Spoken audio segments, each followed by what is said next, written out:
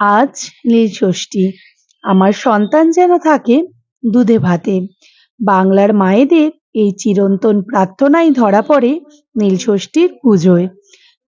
নীলষষ্ঠীর সকালবেলায় বাড়ির মহাদেবের মাথায় জল ঢেলে গেলাম পাড়ার মন্দিরে।